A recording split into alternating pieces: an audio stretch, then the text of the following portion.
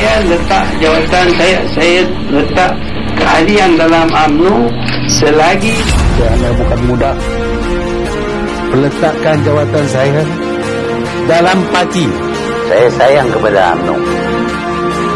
I want to leave UMNO because it is no longer UMNO.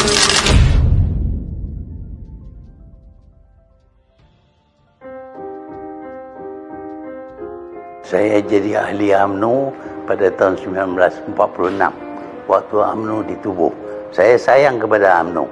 Saya suka dengan dasar-dasar UMNO.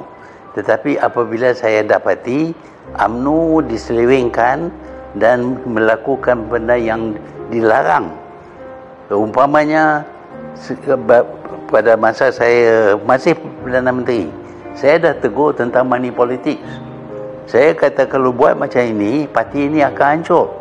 Apa yang berlaku ialah pemilihan pemimpin bukan berasas kepada kebolehan. Pemimpin bila ada jadi ketua bahagian pun tak bagi orang lain masuk yang lebih pandai daripada dia. Dan saya biasa cerita, kalau dia mati, yang ganti dia adalah orang yang lebih bodoh daripada dia. Dan si bodoh ni bila mati lagi bodoh. Saya kata kalau macam ini akan hancur UMNO. Tetapi mereka tak peduli. Mereka main wang. Banyak yang masuk UMNO kerana peluang. Peluang nak berniaga, peluang dapat kontrak, peluang nak jadi pemimpin, nak jadi yang berhormat. Itu sebabnya mereka berjuang. Masuk bukan untuk menjayakan perjuangan UMNO. Apa dia perjuangan UMNO? Perjuangan UMNO ialah untuk menaikkan taraf kehidupan orang Melayu. Saya cakap pasal orang Melayu sampai orang Cina benci kepada saya. Pasal saya fikir inilah tugas UMNO. Kita jangan fikir tentang diri kita. Kita kalau kena korban pun kita kena korban lah. Jadi saya bercakap sehingga Tunku buang saya daripada UMNO. Pasal saya nampak kesalahan yang dilakukan.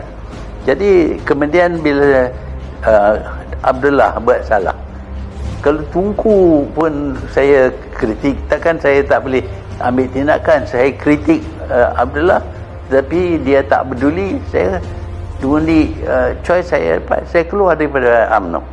Lepas tu saya balik kepada UMNO bila Najib jadi. Saya gembira Najib ambil alih. Saya tak hasut orang suruh sokong saya dah. Saya keluar. Tak ada siapa pun turut saya.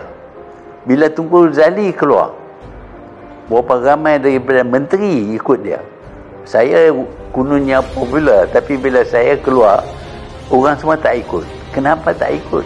Pasal pemimpin kemudian ini, di masa saya juga, lebih utamakan jawatan mereka. Jadi kalau keluar, hilanglah punca pendapatan mereka. Tak jadi menteri, tak jadi itu, tak jadi ini. Jadi saya tinggal seorang lah. Saya berkata bahawa saya tinggal keseorangan kerana tak ada siapa ikut saya. This is factual.